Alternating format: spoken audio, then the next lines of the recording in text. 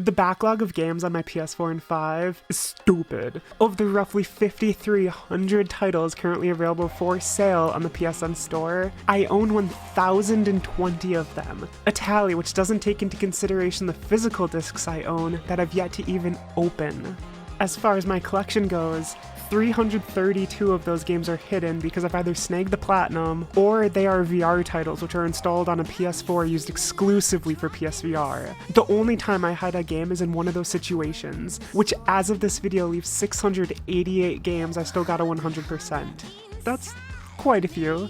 More so when you consider this is only for a single gaming platform and I own most other forms of hardware. Not helping matters is that for every few games I complete, I buy yet even more.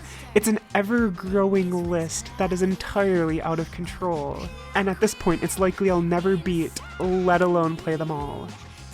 But I still gotta try, which makes this the Insurmountable Backlog, a new series dedicated to my pitiful attempt at playing and reviewing anything and everything that I can. This means that in the coming weeks, months, and hopefully years, I'll cover huge AAA blockbusters all the way down to 49-cent pieces of shit, such as Lizard Lady vs. the Cats. And yeah, what you're seeing on the screen right now is a real game for sale on the PlayStation Store. Because quality control? Pfft, what's that?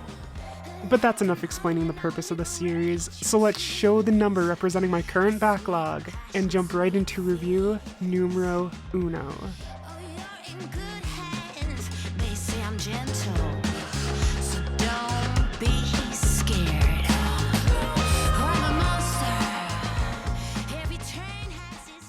Let go! What do you hope to achieve with your squirming? Let go! Behave yourself! Stop this nonsense! You're being ridiculous.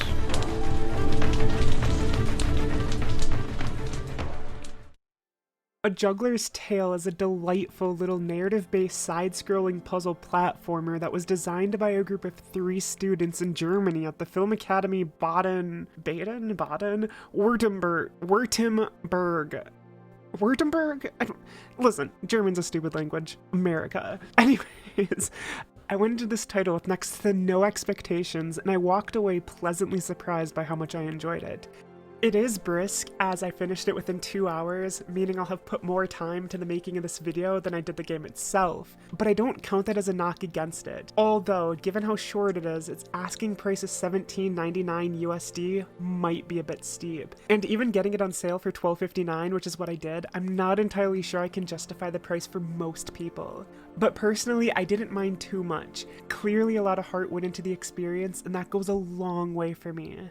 All in all, it's pretty chill, and I sat back in my chair and relaxed while working my way through it. It's definitely not a taxing experience, and every puzzle and platforming section is a breeze to get through. Like, this game truly offers zero challenge, but I really enjoyed the gorgeous visuals and its narrative, the latter turning out to be deeper than what I was expecting. It dives into what it means to be free, while further exploring toxic relationships, in this case the one between a marionette named Abby and the narrator controlling her strings.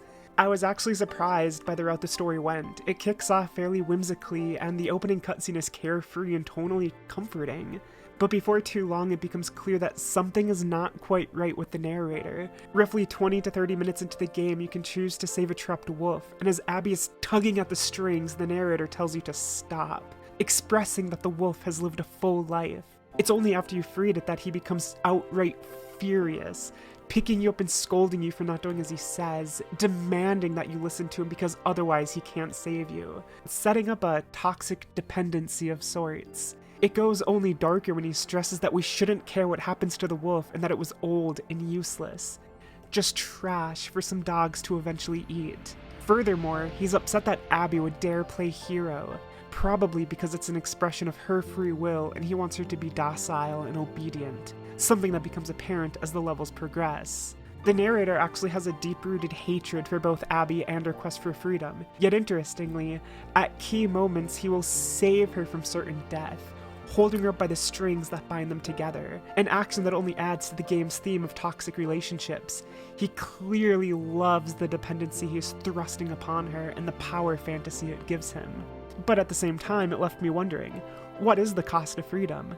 If the narrator wasn't there, Abby would have certainly died. So what does independence mean if in Abby's attempt at gaining it, she would have perished? Sadly, the game doesn't much dwell on that particular aspect, and I wish it was explored a tad more. Especially as, in a meta sense, how free can she ever be?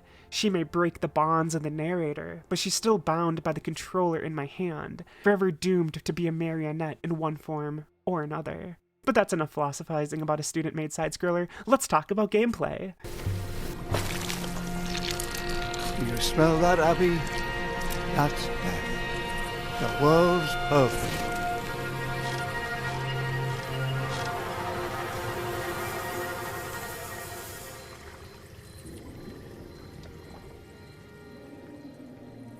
The mechanics here are all fairly traditional. It's nothing you haven't seen before. You'll push crates to climb obstacles, turn cranks to move platforms, time your jumps to safely land on the other side of pits of death, move various other items around, and swing between ropes. The most interesting mechanic is that Abby's marionette strings can get in the way of progress, so puzzles are designed around figuring out how to get over environmental objects, and if there's one big complaint, it's the simplicity of these puzzles. I wish it was a bit deeper and more thought-provoking. It's a unique idea that deserves to be more fleshed out. I can only fault it so much though. This was a school project developed in large part by 3 students. It began as a prototype and was expanded over the course of multiple years. The story of its development cycle made for a worthwhile read, as I learned about how the students had to take on a myriad of roles and find workarounds for things they didn't quite know how to do. Most notably, animation, which is slightly apparent in some areas as it's far from perfect. Character models and animals, while not terrible in their movements per se, could still be somewhat better. They're kind of stilted, I guess, but it's nothing that took me out of the game. Where things truly shine are the visuals, because they are fantastic. There's a minimalist design to the texture work, and the style is used wonderfully. The environments are stupidly pleasing to look at, and throughout the entire experience I was wowed by how excellent it all came together. Just look at the screen. This field is phenomenal. It's good stuff, made all the more impressive given the status of the people behind it. Similarly, the music is pretty good too, and there's nice little touches here and there, my favorite being that in the pause menu the narrator will begin humming to the tune. It's cute, it's got heart, and heart best sums up this game. It's an obvious passion project, and even where the gameplay falls short, I never quite cared. It's charming, and I had a smile on my face for much of it, which, given the cynical asshole that I happen to be, that says quite a bit. Although I did lose my smile during a few moments of gameplay as some jank cropped up to ruin the chill vibes. For example, turning cranks can be especially painful as the controls would bug out when using the joystick. It wasn't until I swapped to the D-pad in these instances that it cleared up. I also encountered one glitch near the very end that soft-locked my progress. I was on this puzzle for 20 or so minutes, and I for the life of me could not figure out how to progress, as there was nowhere else for me to go or do. So I broke down and googled the solution, and it turns out that one of the game's big baddies was supposed to play into the puzzle, and he had just never appeared, thus making it impossible to advance the scene. Upon reloading a save, he was there, and I progressed quickly through to the end. Other than that, it was smooth sailing, and I'm glad I picked up this game. Sometimes it's just nice to sit back and relax with an easygoing experience, and a Juggler's Tale scratched the right itch. Something I cannot say for next episode's game. So prepare yourselves, because this insurmountable backlog contains some complete disasters. How many years have passed? Everything has changed here, and I've also changed, but cats? Cats? There is still a lot of them in these ancient streets. Are you wearing glasses already? No, these are not usual glasses. They're experimental. They have functions which help me with my work. The day after tomorrow is the 21st of December, date of doomsday according to the calendar of the Maya. Date of the apocalypse. Farhad? Farhad? Farhad? Where am I? What is going on? It is not you. It can't be.